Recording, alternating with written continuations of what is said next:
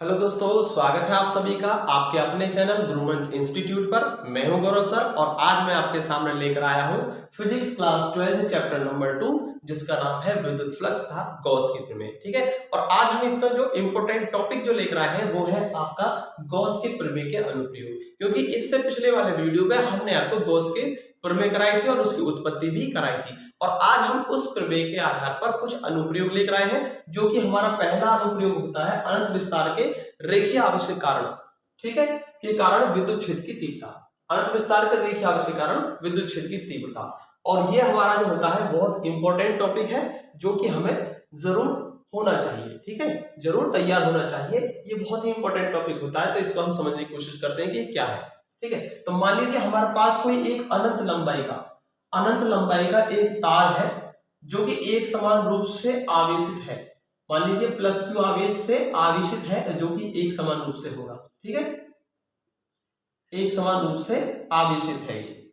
और इससे small are दूरी पर कोई बिंदु P है और हमें इस तार के कारण इस P बिंदु पर विद्युत क्षेत्र की तीव्रता की गणना करनी है, वो भी गॉस की प्रमेय के अनुप्रयोग के आधार पर। ठीक है, तो चलिए आप इसके लिए देखिए, मान लीजिए ये एक समान रूप से आवेशित एक समान लंबाई का अनंत विस्तार का तार है। ठीक है, और इसका जो इसकी प्रति एकांक लंबाई पर जो पृष्ठ घनत्व होगा, ठीक, रेखीय आवेश घनत्व जो होगा Q/L है। ठीक है, ये हमने पहले मान लिया है।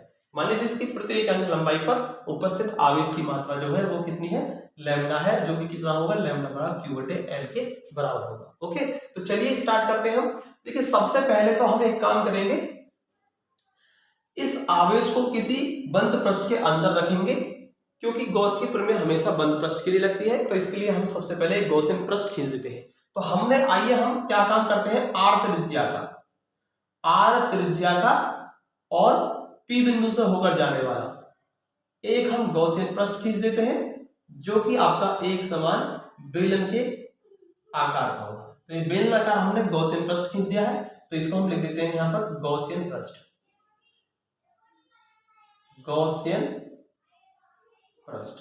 तो हमने बेलनाकार एक गॉसियन पृष्ठ खींच दिया है, जो कि r त्रिज्या का होगा तथा P बिंदु से होकर जाता होगा। ठीक, अब देखिए समझते हैं हम इस चीज को। इस पर मान लीजिए हम P बिंदु पर हमने मान लिया एक पृष्ठ तो है आपका ये। ठीक है, छोटे छोटे क्षेत्रफल अवयव लेंगे हम। ठीक है, क्यों लेंगे हम, देखिए जो बेलन जो बना है इसमें दो तो पृष्ठ आपके ये है, एक समतल पृष्ठ ये रहा, एक समतल पृष्ठ ये रहा, और एक होगा इसका वक्र पृष्ठ, ये चारों का वक्र पृष्ठ। तो इस पर तीन पृष्ठ है। तो हमको करना क्या है इस पूरे डेरिवेशन में, कि तीनों पृष्ठों से होकर गुजरने वाला विद्युत फ्लक्स लेना है टोटल, और उसको ऐड कर देना है। ठीक है, तो उसके लिए हम एक काम करेंगे, सबसे पहले तीनों सतह पर एक छोटा अवयव dA लेंगे। तो देखिए इस पर मैंने dA क्षेत्रफल अवयव यहां लिया है, एक इस सतह पर हमको मानना होगा। तो मान लीजिए मैंने यहां पर एक ये मान लिया है dA, और एक मैंने इस सतह पर एक छोटा सा क्षेत्रफल अवयव dA मान लिया है। ठीक है, अब देखिए ये जो है, ये जो बिंदु है P, इस पर पहले हम अगर इस आवेश की वजह से विद्युत क्षेत्र की तीव्रता निकालें तो वो कुछ इस तरीके से आएगी, विद्युत क्षेत्र की तीव्रता की दिशा होगी। ठीक है, अब देखिए इस स्मॉल एलिमेंट यानी dA क्षेत्रफल अवयव पर अब हम क्या करेंगे, क्षेत्रफल सदिश खींचेंगे। तो कैसा जाएगा, पृष्ठ के लंबवत जाएगा। देखिए कैसे जाएगा, मान लीजिए ये है, ये एक बेलन है और इस बेलन में तीन पृष्ठ होंगे, एक पृष्ठ, दूसरा पृष्ठ और तीसरा है ये वक्र पृष्ठ। ठीक है, अब इस पर देखिए मैं यहां किसी भी बिंदु पर जब मैं कोई क्षेत्रफल अवयव लूंगा और उससे मैं, ठीक है, क्षेत्रफल सदिश खींचूंगा, तो वो कैसे जाएगा, मान लीजिए मैंने बिंदु यहां लिया है, तो इस पर क्षेत्रफल सदिश कैसे जाएगा, इधर को जाएगा। तो इसी तरीके से पृष्ठ का क्या रहेगा, हमेशा लंबवत होता है ये। तो इसीलिए यहाँ पर जो dA वेक्टर जो जाएगा क्षेत्रफल सदिश, वो आपका E वेक्टर की डायरेक्शन में जाएगा। तो यहाँ हम देख रहे हैं कि E वेक्टर और dA वेक्टर के बीच में जो थीटा बन गया, कितना कोण बन रहा है, थीटा बराबर 0। ठीक है, अब यहाँ ऐसे ही हम इस समतल पृष्ठ पर हम लेते हैं एक छोटा सा क्षेत्रफल अवयव dA, और इस पर अगर हम विद्युत क्षेत्र की तीव्रता ज्ञात करेंगे तो तीव्रता की दिशा जो होगी वो ये रहेगी। और इस पर अगर हम क्षेत्रफल सदिश खींचेंगे तो देखिए पृष्ठ है ये, इस पर क्षेत्रफल सदिश जो जाएगा वो क्या जाएगा, पृष्ठ के लंबवत यानी ऊपर की तरफ जाएगा। तो ये रहेगा इस पर क्षेत्रफल सदिश डी ए वेक्टर की डायरेक्शन। ठीक इसी तरीके से विद्युत क्षेत्र की तीव्रता की दिशा ये होगी और इस पर हमारा हो जाएगा डी ए वेक्टर। ठीक है, तो यहाँ पर जो थीटा बन रहा है वो कितना बन रहा है 90 डिग्री है, और यहाँ पर भी थीटा क्या है 90 डिग्री है ई वेक्टर और डी ए वेक्टर के बीच। देखिए अभी थोड़ी देर पहले मैंने बोला था कि तीनों पृष्ठों से होकर गुजरने वाला विद्युत फ्लक्स निकालेंगे हम और उनको ऐड कर देंगे। लेकिन होगा यहाँ पर ये कि दोनों समतल पृष्ठ को आप देखिए, दोनों समतल पृष्ठों में क्या बन गया ई वेक्टर और डी ए वेक्टर के बीच में 90 एंगल और यहाँ भी 90 एंगल।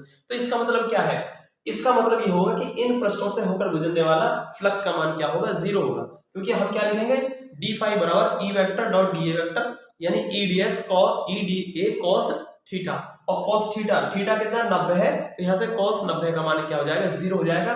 तो हम कह सकते हैं कि इन दोनों समतल पृष्ठों से कोई भी फ्लक्स नहीं गुजरेगा। तो आखिर फ्लक्स कहां से गुजरेगा, जो तीसरा पृष्ठ जो बचा हुआ है, ये वक्र पृष्ठ जो बचा हुआ है इसके चारों ओर का सारा की सारा जो फ्लक्स गुजरेगा केवल इस वक्र पृष्ठ से होकर गुजर रहा होगा, क्योंकि यहाँ थीटा 0 है 90 नहीं है। ठीक है, तो यहाँ मान होगा विद्युत फ्लक्स का मान यहाँ होगा वक्र पृष्ठ से होकर गुजरने वाला। समतल पृष्ठों से क्या हो गया ऑलरेडी 0 हो चुका है। अब मुझे करना क्या है, मुझे इस पूरे वक्र पृष्ठ से होकर गुजरने वाला फ्लक्स ही चाहिए, क्योंकि सारा जो फ्लक्स गुजर रहा होगा केवल वक्र पृष्ठ से ही गुजर रहा होगा। तो अब मुझे इन दोनों की जरूरत नहीं है, क्योंकि ये ऑलरेडी क्या है इससे गुजरने वाला फ्लक्स मैंने निकाल लिया है वो 0 होगा। तो सारा वक्र पृष्ठ से होकर गुजरेगा और कैसे कैसे हम उसको फाइंड करेंगे यहाँ देखते हैं। तो सबसे पहले देखो पूरे से गुजरने वाला फ्लक्स चाहिए वक्र पृष्ठ से, तो उसके लिए हम सबसे पहले डी ए वेक्टर जो सूक्ष्म क्षेत्रफल अवयव ले रखा है केवल इससे गुजरने वाला फ्लक्स निकालेंगे और फिर उसका इंटीग्रेशन कर देंगे, तो पूरे वक्र पृष्ठ से होकर गुजरने वाला फ्लक्स आपको मिल जाएगा। तो इस तरीके से करना है हमको ये डेरिवेशन। तो चलिए आइए हम करते हैं सूक्ष्म क्षेत्रफल अवयव से होकर गुजरने वाला, ठीक है, गुजरने वाला फ्लक्स।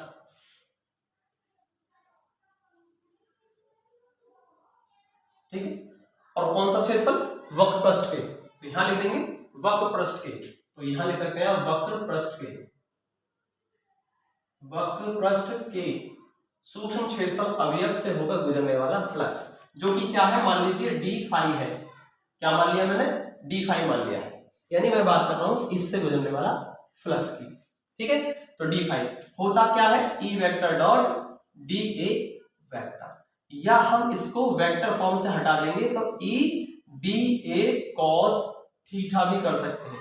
तो डी फाई का मान कितना आ जाएगा ई डी ए और कॉस थीटा कितना आपका इसके लिए 0 है, वक्र पृष्ठ के लिए क्या है थीटा 0 है ई वेक्टर और डी ए वेक्टर के बीच। तो यहां से डी फाई का जो मान होगा वो ई डी ए आ गया, cos 0 की वैल्यू 1 हो जाती है। ठीक है, तो इस क्षेत्रफल अवयव से जो फ्लक्स गुजर रहा होगा उसका मान आ गया इतना। लेकिन हमको जो चाहिए हमको तो इस पूरे गॉसियन पृष्ठ से होकर गुजरने वाला फ्लक्स चाहिए। तो अब हम लिखेंगे संपूर्ण गॉसियन पृष्ठ से होकर गुजरने वाला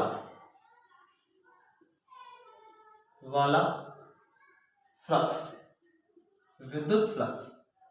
ठीक है, क्या होगा मान लीजिए फाई है जो कि हमारा डी फाई के इंटीग्रेशन करने के बाद में आपको मिल जाएगा।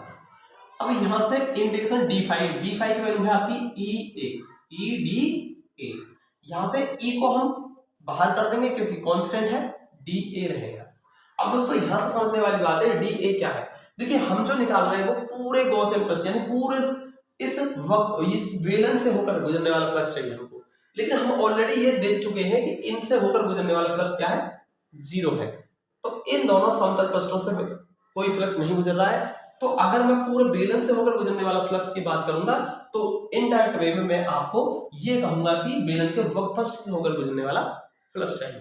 तो इसका मतलब है डी ए क्या है, इस वक्र पृष्ठ का क्षेत्रफल आ गया, और वक्र पृष्ठ का क्षेत्रफल जो होता है वो कितना होता है फाई बराबर ई, ये होता है 2 पाई आर। ठीक है, मान लीजिए इसकी लंबाई क्या है बेलन की एल है, तो ये हो जाएगा 2 पाई आर एल हो जाएगा। ठीक है, ये हमारी समीकरण नंबर 1 आ गई, और हम इसका रीजन लिख देंगे कि हम जानते हैं इंडिकेशन डी ए क्या है, 2 पाई आर एल है, और ये क्या है, बेलन का वक्रपृष्ठ क्षेत्रफल है। ठीक है दोस्तों, तो इतना आपने समझ लिया होगा। तो चलिए हम करते हैं इससे आगे। अब मैं इसको मिटा करके यहां से करने वाला हूं, ठीक है, तो आप यहां तक नोट कर लीजिए। ठीक, चलिए तो देखिए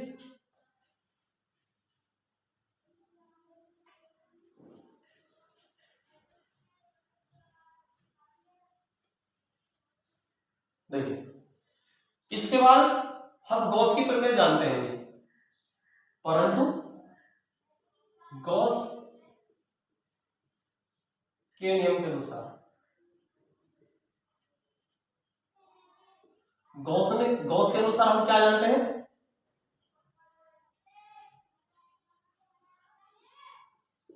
कि फाई जो होता है वो Q अपॉन एप्सिलॉन नॉट होता है। यानी किसी बंद पृष्ठ से होकर गुजरने वाला जो फ्लक्स होता है वो हमेशा आवेश कितना है, Q है, टोटल आवेश कितना है, Q, तो कुल आवेश Q का 1 अपॉन एप्सिलॉन नॉट गुना होता है। ऐसा हम पिछली वीडियो में प्रूफ कर चुके हैं। तो आइए हम देखते हैं दोनों समीकरणों से। देखिए हमने यहां से फ्लक्स का मान निकाला तो इतना आया, परंतु गॉस के अनुसार फ्लक्स का मान इतना होता है। तो एक और समीकरण 2 से क्या देखेंगे हम कि समीकरण 1 और 2 से, समीकरण 1 व 2 से, तो समीकरण 1 और 2 से हम दोनों को क्या कर सकते हैं, इनको LHS इक्वल है तो RHS को भी इक्वल ले सकते हैं।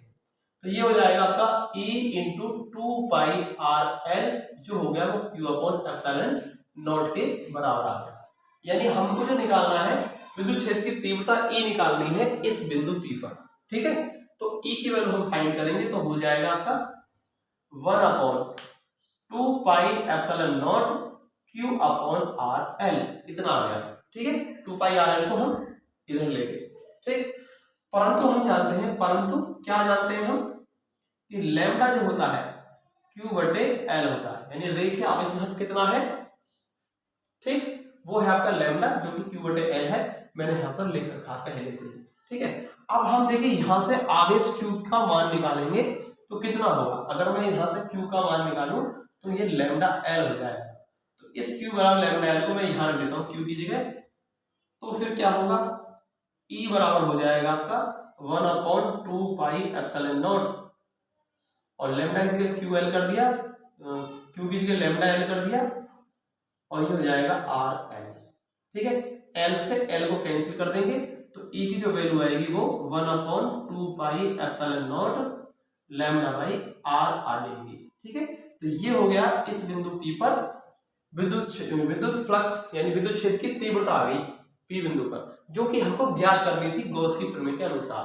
तो ये होगा आपका क्या फाइनल रिजल्ट। ठीक है, बाकी आप इसमें एक काम और कर सकते हैं, क्योंकि ये 1 अपॉन 2 पाई एप्सिलॉन नॉट है, और बाकी हम जानते हैं कि 1 अपॉन 4 पाई एप्सिलॉन नॉट की वैल्यू जो होती है फिक्स होती है 9 गुना 10 की पावर 9। तो क्यों ना हम इसको 2 से मल्टीप्लाई करके इसे 1 अपॉन 4 पाई एप्सिलॉन नॉट कर लें, तो ऊपर नीचे 2 से मल्टीप्लाई कर देंगे तो फिर जो E हो जाएगा वो कितना हो जाएगा, 1 अपॉन 4 पाई एप्सिलॉन नॉट, 2 से मल्टीप्लाई इसमें करते हैं और 2 से कर देंगे ऊपर 2 लैम्डा बाई R। तो आप चाहे तो इसको ऐसे भी लिख सकते हैं। ठीक है, और ये न्यूटन प्रति कूलम हो जाएगा, जो कि मात्रक होता है विद्युत क्षेत्र की तीव्रता का। ठीक है दोस्तों, तो ये हो गया आपका गॉस की प्रमेय का पहला अनुप्रयोग, जो कि very very very most important है। तो आप इसको जरूर तैयार कर लें। उम्मीद करता हूँ आपको समझ में आ गया होगा। ठीक है, तो दोस्तों अगर आपको वीडियो अच्छा लगा हो, समझ में आया हो, तो कमेंट सेक्शन में बताइए कि कैसा लगा आपको वीडियो। ठीक है, मिलते हैं अगले वीडियो में, तब तक के लिए जय हिंद, वंदे मातरम।